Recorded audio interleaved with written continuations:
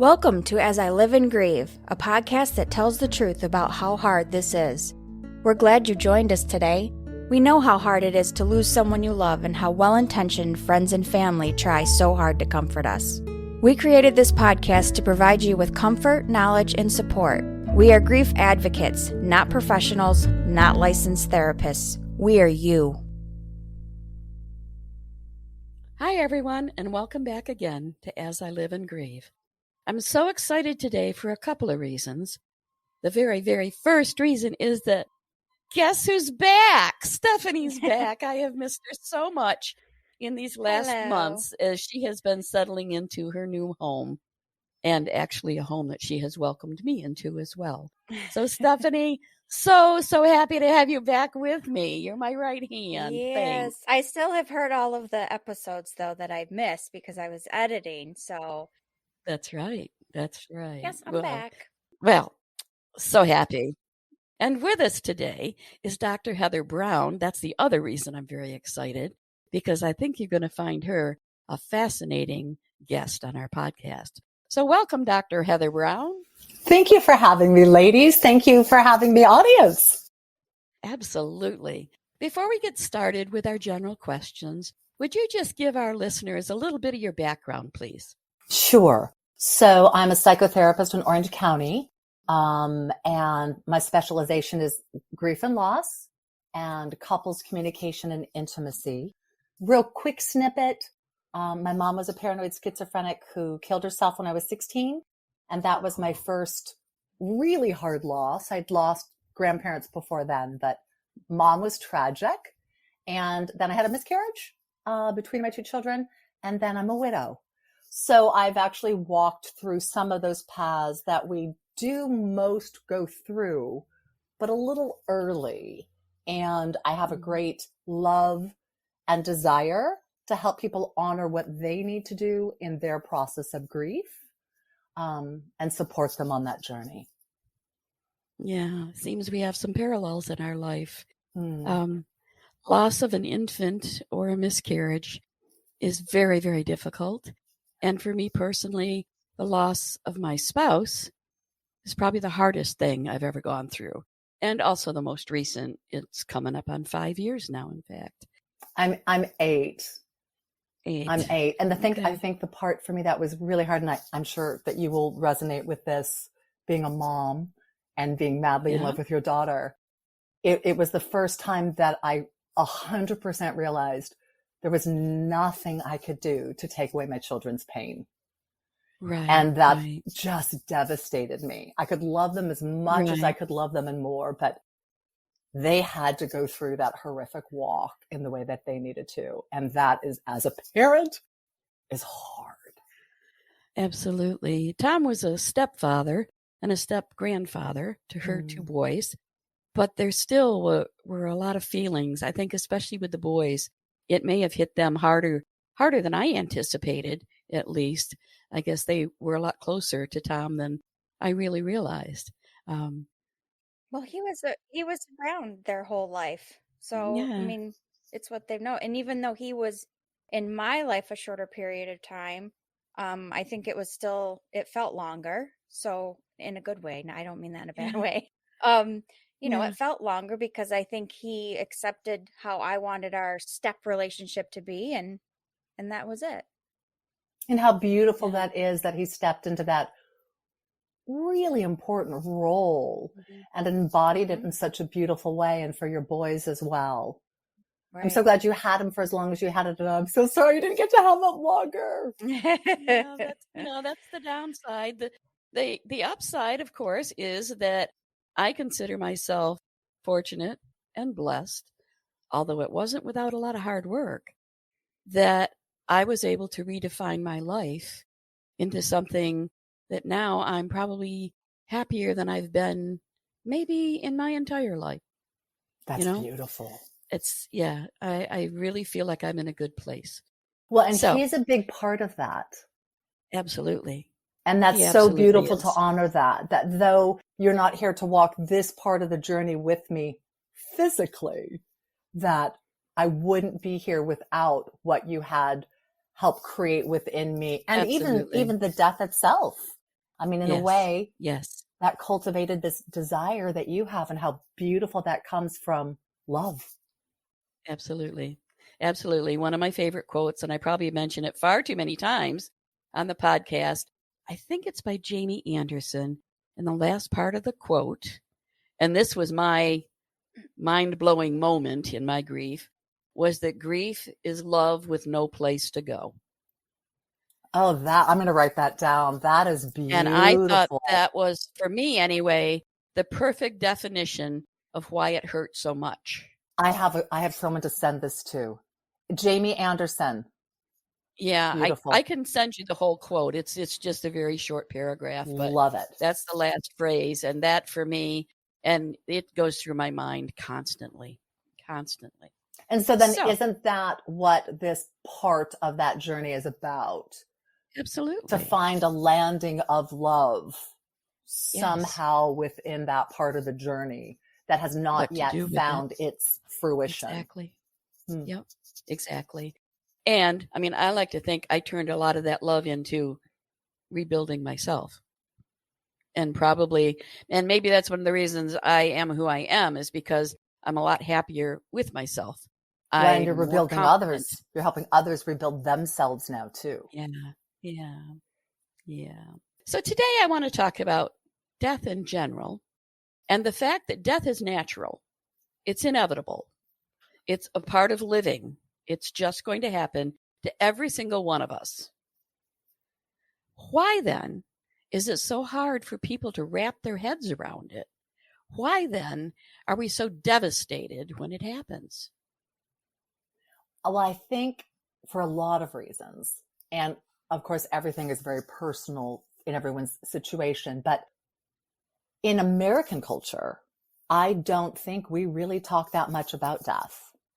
Other cultures, you do. It is a natural part. It's something that you honor and you kind of revere in a way. But in American culture, I don't think we do. And so when it comes, I don't think we are prepared for it. And people don't want to talk about it, and people don't want to deal with it. The reason it hurts so much is because we don't want it to be what it is. We love that person or that experience so much that we don't want to be here without them or that relationship. And that's hard. And if you say to someone, it is natural and we need to embrace this, and you say in your head, I get that. Of course, you're born, you live, you die. We're all going to die. Some it'll be at 6 months, some it'll be at 12, someone's going to be 103. Mm-hmm. I get that. But that's a cerebral. The place where it's hard, it's your heart. And we want that person back because we feel like the emotions that we have experienced with them are them. We think you were my love. And the work that I try to do with people is to say, no, that's within you. That person helped you find that place within you, but that is within you. And there's a place to try to help them separate what the experience that they have had with that person from the physical person who can't be here anymore, so that they don't feel like that beautiful part of their life has been ripped out of them. They can't go further with it in the same way, but it's still very much there. But we equate, you love me, I love you, so therefore the external is love, instead of recognizing, no, it's all of our internals. We don't talk about that. And I think it's part of the reason why we're so devastated when a marriage ends or a relationship ends, because we think we have lost that. I did something, you'll get my side here. So I'm a writer, and I wrote, my mom killed herself at 16, and on the 38th anniversary of her death, I wrote a poem. It was published. It's really beautiful, called 38 Years of Days. And then when it came to the 40th year, I wanted to write something powerful and profound and poignant and heavy. And I was saying things like, have I cried as many tears as there were in the 40 days of the flood? And have I beaten my chest as much as they did it walking the desert? And God and I have a cheeky relationship. I feel. I hope listeners will just go with me because this is just my reality. It might not be yours. But he slapped me on the side of my head and he said, "Are you kidding me?" I'm like, "What?" He said, "So is this what you're going to do at 51 and 68 and 72 years?" And I went, "Yeah." And God said this. He said, instead of hurting over the 40 years that she's been missing, how about we celebrate the 16 years that you had her? And I just went, oh. And it was one of the most beautiful moments in my life because I just celebrate my mom now. I mean, do I miss her? Yeah, it's been 41 years that she's been gone, which is a crazy thought. No, 43 years.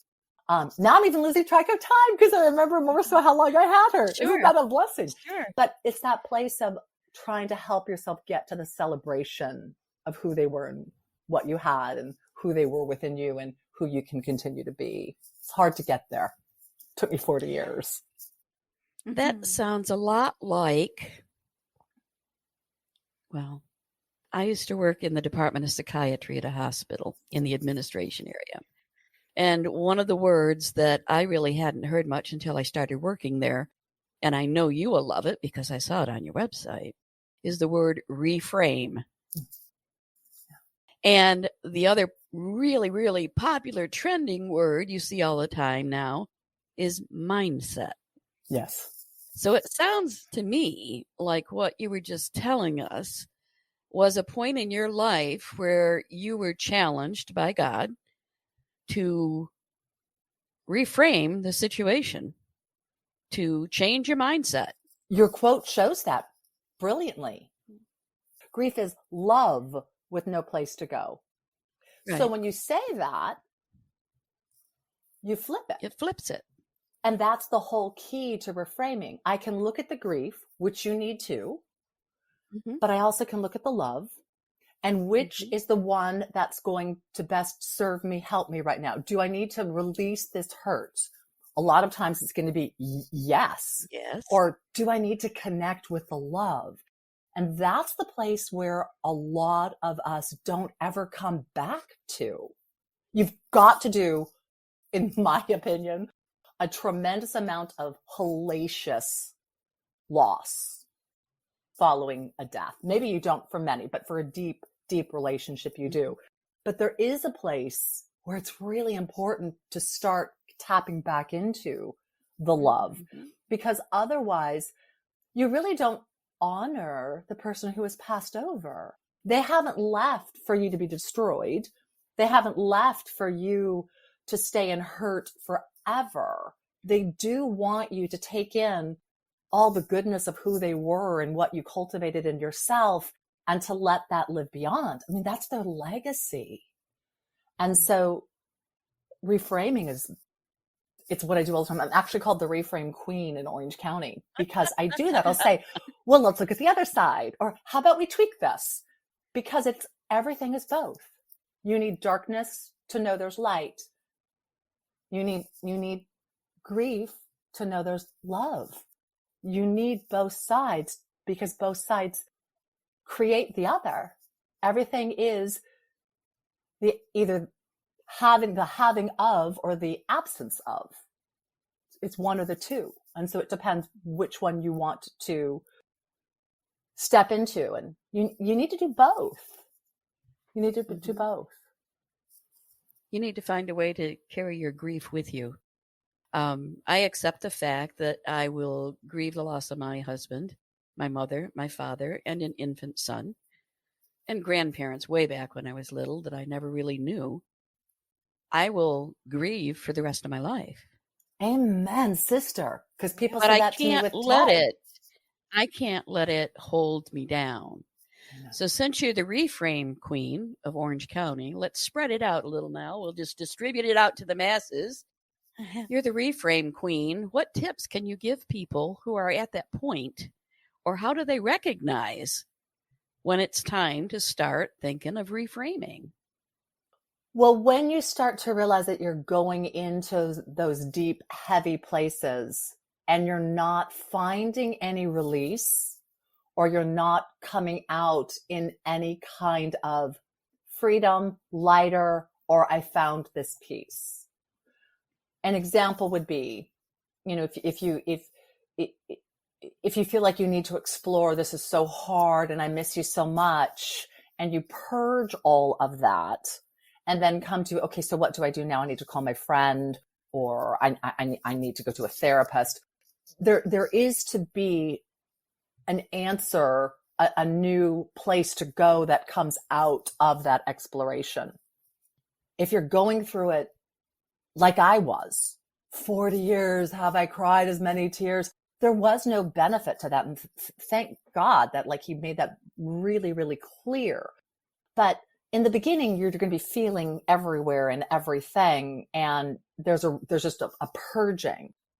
But after the purging, it starts to become a little bit self-indulgent or self-pity.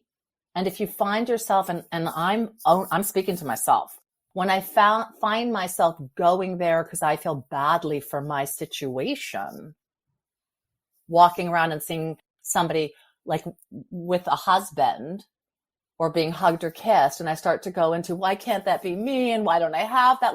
That's not going to help me. Right. So there's the place to ask, is this helping me? Is this doing any good for me? Or am I right now just kind of, swimming through pain? I believe very much in the law of attraction. And one of the things that mindset, reframe, one of the things that it really speaks into when people will say it's, happy thinking, or let's just speak into an affirmation. It's not. It's what's a little bit of a better thought. So if I'm all alone and I hate being alone, I can stay there. So I ask myself, is this a thought I want to keep having? No. Well, what's a better thought? Well, I'm not going to go to, I'm so blessed, I'm so happy, isn't my life awesome? But I might say, I really did love that relationship and how fortunate I was to have it. Or, I really wish you were here right now. And you're not. And I am still really grateful for my children who are, or my friends who are. It's not Pollyanna. It's not making that little rainbow that everything's fine. It's, what do I have that feels a little bit better that I need to be aware of than solely what I have lost? And that's a place that a lot of people don't let themselves go. And I know probably almost every single listener is going to understand this. There's a place in the beginning where you feel a moment of joy and you almost feel guilty. I shouldn't be happy. Yes. My gosh, why do we feel that way? If I'm not continually devastated and horrified, my life is not ruined because you're gone, I'm somehow dishonoring you. And somehow we have put that upon ourselves. And that's so sad. I'm supposed to be devastated for the rest of my life because my husband died? What a gloomy world this would be. Right. I am going to grieve him forever. Forever. Yeah. I will always miss him. But that doesn't mean there aren't a whole lot of other amazing things for me to explore now. So I always ask my clients, is this thought serving you? Is this doing you any good? Is this something that you want to keep cultivating? And if the answer is no, then I say, okay, just what's a little bit of a better thought? And then we just keep moving it a little bit further and a little bit further and a little bit further. And then you start to become very adept. Gosh, I wish I wasn't a widow. That's not a good thought for me to have. Okay, what do I want to focus on? I love my friend Susie. I'm so grateful I have my friend Susie. And guess what? I got to spend New Year's Eve with her because I'm single. And so I could go down and spend a weekend with her, which I never would have been able to do. Right. So it's not negating. It's just nudging yourself a little bit out of the pit. Increments, step by step. Stephanie would call me after Tom died, and she would, of course, having two boys, tell me something amusing, funny that they did or said. And she confessed to me just the other day, I think it was, maybe yesterday, that she did it to make me laugh. Oh, what a wonderful daughter you are. And what a beautiful message you showed your boys. Like we've got an opportunity to help grandma. Let's help grandma. Like, isn't that beautiful? Mm-hmm. That's what family does. That's beautiful. Mm-hmm. Right. Yeah. And I do that with my friends too, though, when they just want to wallow in whatever. It's like, okay. And maybe maybe I'm protecting myself in a way too, I think I've found, because, all of that, and not that it's necessarily negativity, but keeping that around me constantly is going to help bring me down. And I'm like, okay, let's look for the positive in this. Okay, this happened, but what is good in it? What, but I like those questions that you mentioned, that it's not that grief is positive, but you can think, I lost them, but because of them, I have my children, or because of them, I know what a wonderful relationship is supposed to be like that. I was able to feel that. I don't think you can do it immediately, or at least I wasn't able to do it immediately. No. I had someone say to me like 2 weeks after Ted died, you need to look for the blessing. And I'm like, there is no blessing. I've just lost my husband. My children have no father. Like, yes, he wasn't ripped apart by wild animals, and I'm happy that the birds didn't peck out his eyeballs, but come on now. But a month later, and this is something that I think is really important for the listeners. It's so vital that you honor your way that you are to grieve. Right. Everyone's going to come out of the word work because they care, and they wish that your situation was not what it is. And so they're going to try to offer whatever it is that they think would be good for you. Know those things that they offer, and they say it is with good intentions. They just don't know. There still is a place where only you know what it is that you need to do to grieve. Or if you don't know, you're to stay in that place of not knowing until you find what it is. Because there's a place of clearing through when you really honor yourself, where then you do walk through it and continue going. If you listen to how other people tell you to grieve, sometimes it really doesn't align with what you need for yourself, or maybe for your children. Right. And then you're not going to come through it in the same way. So listen to everybody and say, thank you very much. I so appreciate you offering that. And then let go all the stuff you need to let go. But the things that are important to you, let that be your truth.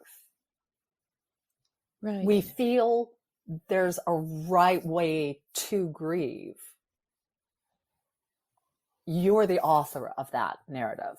Right. So there is, but you are the author. It's your way.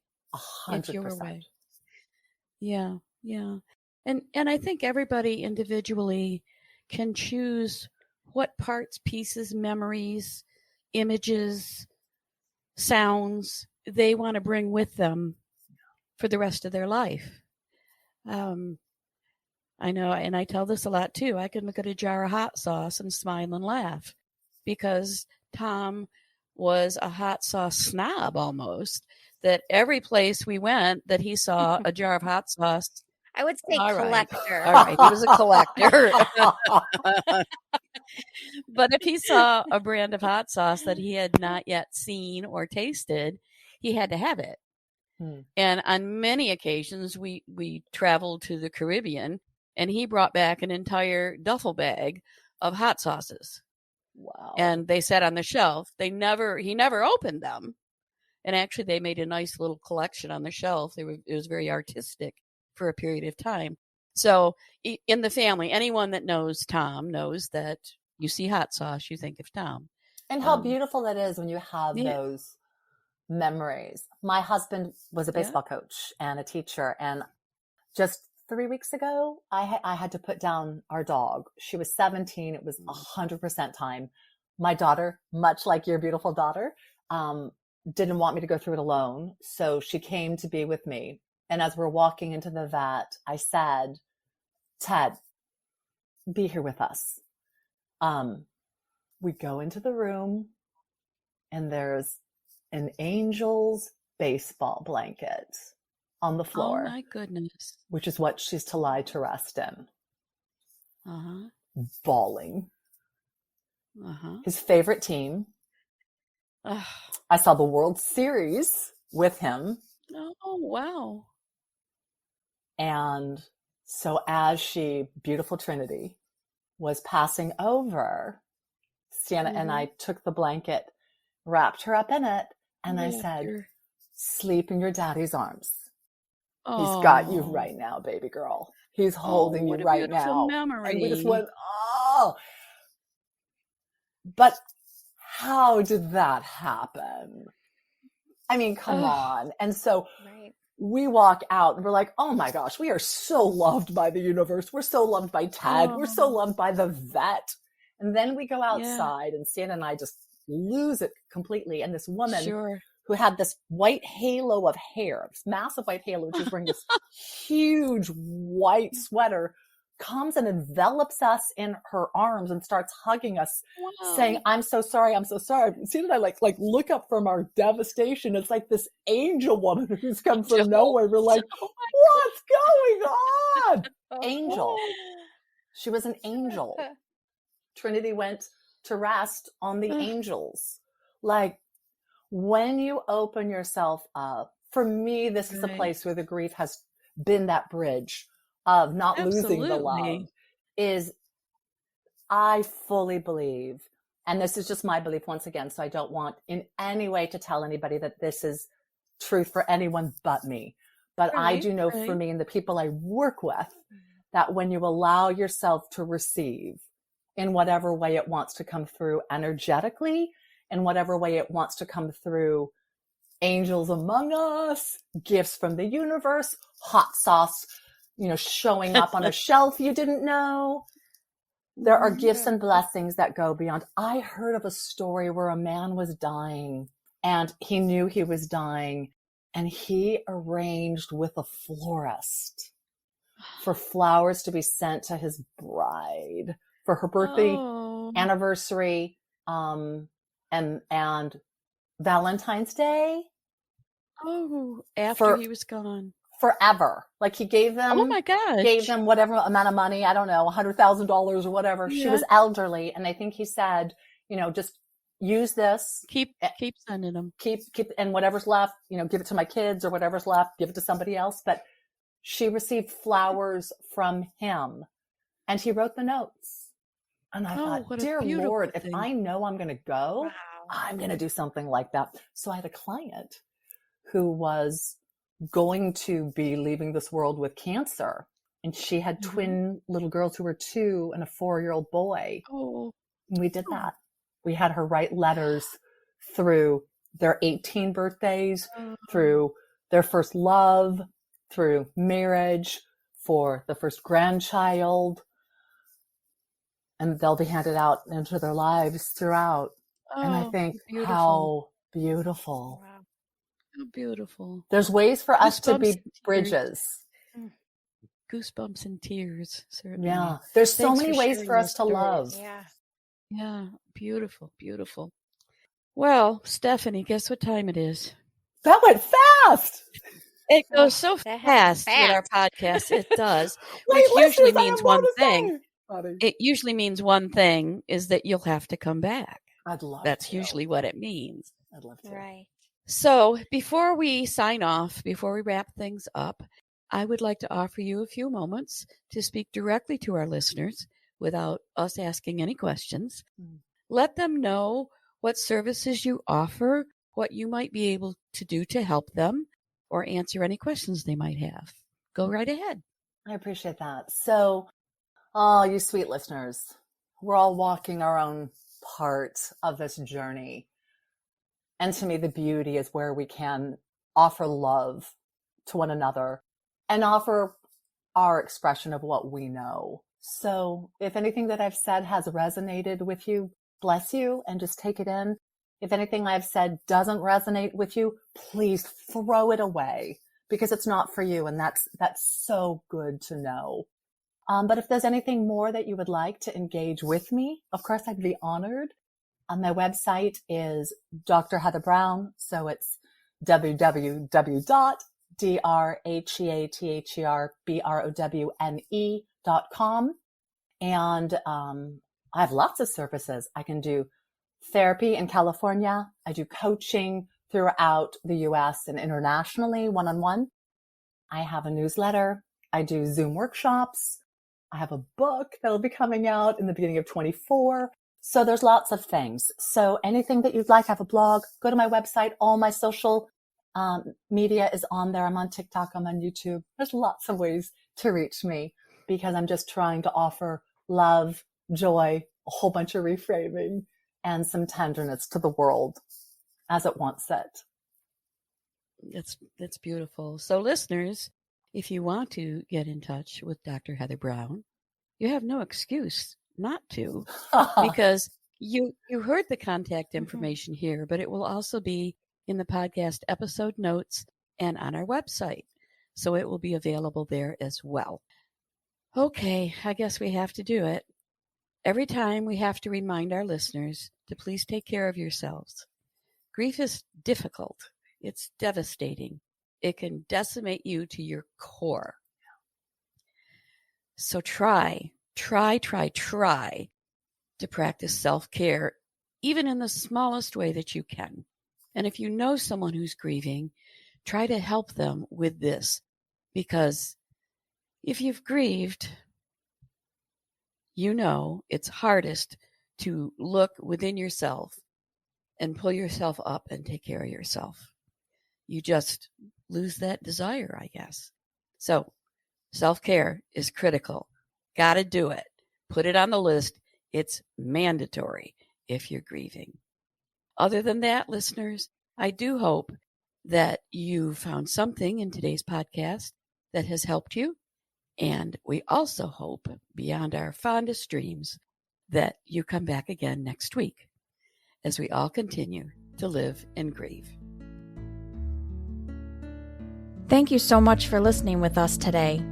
Do you have a topic that you'd like us to cover, or do you have a question from one of our episodes? Please email us at info@asiliveandgrieve.com and let us know. We hope you will find a moment to leave a review, send an email, and share with others. Join us next time as we continue to live and grieve together.